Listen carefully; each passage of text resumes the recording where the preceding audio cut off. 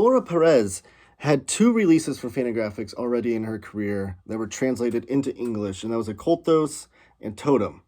Now, these went off my radar. I haven't picked them up yet, but I'm a fan now, and I'm going to pick them up because I just read Nocturnos, which is her latest release. It just came out from Fantagraphics this month, and it blew me away. The artwork, the atmosphere, the stories being told is magnificent. You're going to take a look at this. I'm going to put this under the microscope. Stay tuned and watch this video until the end.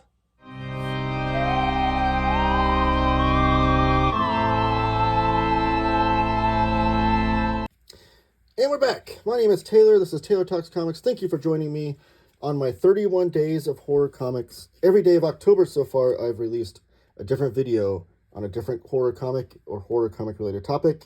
And today is no different. If you've missed out on the previous videos for the month, I have a handy dandy playlist over at the playlist tab of my channel. And subscribe so you don't miss out on the rest of this month of videos. And then give the video a thumbs up and comment down below with your thoughts. So yes, this is Nocturnos by Laura Perez. This is a new book by Fantagraphics that came out this month. Special thanks to Tucker Stone and Fantagraphics for sending me out this review copy, by the way. And this is a beautiful hardcover. Kind of unassuming almost in its design and the kind of the existential storytelling within. But it made me a huge fan of Laura Perez instantly. I absolutely loved her artwork throughout this. I'm going to definitely pick up Ocultos and Totem after this because I need to read what else she put out. We just open up here. This was designed by Justin Allen Spencer, longtime designer over at Fantagraphics, translated by Andrea Rosenberg. And so this was originally published in Spain, I believe, and then translated here in Fantagraphics, which Fantagraphics has a rich history of translating works from famed cartoonists from around the world. And we start off with The Night Illuminates What the Day Conceals by Charles Baudelaire. And then instantly we're drawn into the beautiful artwork of Laura Perez. Again, I was not familiar with her work. I've seen like some of her art pieces and things, and I saw some interiors of Ocultos and Totem when they were coming out. I just never got around to picking them up because there's so many comics out there. You know, how do you pick all of them up? But this is told in a very beautiful way too. It's not a linear story. It doesn't have like a beginning, middle, and end. So that's something that you require in your storytelling. It might frustrate you a little bit, but it's definitely a thinking comic. And what I mean by that is that you can almost like read each, because it's told in like these snapshot stories, and it can almost like, as you read one of them and before you get into the next one, kind of just sit back and like let that wash over you a little bit and think about what it means. It's got that kind of existential dread, almost that kind of an existential crisis in its DNA, and it just makes you like sit there and think about it. And I love the storytelling devices that she has throughout this. So like right here, you see the inside of this cave, you see a little flame on the inside, and then you juxtapose that and we transition into this building with just one light on. All the rest are turned off for the night. And then it transitions into the next panel, which is that flame again. Just such great storytelling with the artwork, which is brilliant in my opinion. And every snapshot story is tied together in the same sense that it has to do with nighttime and how powerful nighttime can be, and how important and powerful dreams can be. There's a lot of dreamscape type stuff told throughout here as well. And just the way she uses like the lighting on this part and the color work that she has, because she's doing all the color work as well. I think she draws with pencil, and then I don't know how she colors it, if it's done practically or digitally. I'd love to know if someone knows the answer to that. But it just reminds me of like some of the best New Yorker covers you'll see out there. And the best New Yorker covers that you'll see are ones that you just sit there and it tells a whole entire story in that one art piece, and you just sit there and think about it, and then it sticks in your brain for days afterwards. That's how I kind of feel like almost every single panel composition that she has throughout the story is. Like, it makes you just think about it.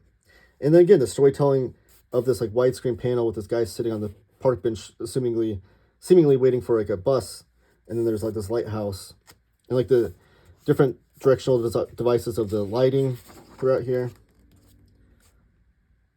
And we even go from like this girl in a cave to this guy on a bus or subway. So like you're going from like different time periods, different settings, but all the same tone and all the same kind of theme throughout. Just the way she draws figures, and like the way she doesn't use holding lines all the time, like around certain parts of the body, and just lets the color do the work, which she's doing the coloring, so she's still doing the heavy lifting there. But she's using color as a storytelling device as well. And all the different like colors within the night scenes too. It's not just, a story about nighttime, so you have the exact same color depicting that throughout. There's different types of tones and things she's using as well, but it all blends together so beautifully. And even this, like something that is a part of the natural order of things. We see a seedling sprout into a plant here, but then we see a fruit go into its rotting core. So we see like the beginning to the end, and these little two transition pieces as well. And these are mostly wordless. There are words obviously, but she really lets the artwork sing and do the heavy lifting as far as storytelling goes. My one gripe with this whole book, though, is that this car hit this deer, and there's no damage to the car, really. Like, you see, like, maybe slightly on the bumper there. But if you've ever been in a car accident or you ever hit a deer, they do some damage to cars, especially a car of this small nature. But I digress. It's small gripes. It's not something that ruined the story for me by any means. But yeah, there's this like, and there's also this like existential thought with some of the characters throughout here, thinking about life, the beginning, middle, and ends of life. Well, this character has trouble sleeping, has some seeming insomnia, and just can't stop thinking about things. He finds a dead bug, and he just can't stop thinking about that. And then, oh no, it's later in the story, he sees the dead deer again. And here's this little boy who wakes up and then has this plant life taking over his bedroom, and then just gets sucked into this storyscape of this fantasy story that he's in tune with. Finds this giant girl with a cat, which is our cover image there, and sees all these fantasy creatures. Finds a deer that's alive on the road, and then enters this classroom of these like, it looks like these plague creatures, like these post-apocalyptic plague creatures. And then he finds a bed again, but there's like, it's in the forest. And then he wakes up as an old man, and she's like, same dream again? Yeah. Like this, like, there's so much like naivete with these characters too, and so much growth throughout here, and a lot left into interpretation, which I feel like I love those kinds of stories as well. I'm of the belief that if you're making commercial art of any sense, that then once you release it, it belongs to the consumer. And I don't mean for like monetary reasons, but as far as how the consumer soaks in or interprets the material is up to the consumer and no longer the artist. And now the artist can obviously explain things if they want to, and you can change your interpretation or what have you. But if you're just experiencing the art on a whole, it's up to you as the interpreter and what it means to you. And then here's this girl that's having trouble sleeping, and then she has this conversation on her phone with this leads back here. This is one of my favorite stories put in here. So she's reading, and then she gets a text on her phone. She's talking seemingly to like an AI or a simulation person, and she's like, "You're not a real person. You can't feel things." And that's such a present day issue right now with AI and things, and it always brings me back to like 2001 Space Odyssey with Hal the computer, and if the computer has feelings, and that character within 2001 A Space Odyssey has maybe more feelings and emotions than any other character within the movie. I'm not saying Perez is saying anything about 2001 Space Odyssey. That's, again, my own interpretation of what it sent me back to. Just having this person have this conversation with this AI simulator, and this, I keep saying it, but this existential conversation about what's it like to be alive and what's it like to have emotions. But yeah, just totally like just beautiful artwork all throughout, beautiful like imagery, great compositions, great coloring, used for storytelling devices. Like you can see like the tone of this story right here changes, but they all blend beautifully together. And it's just one of those books that I'm going to find myself picking up.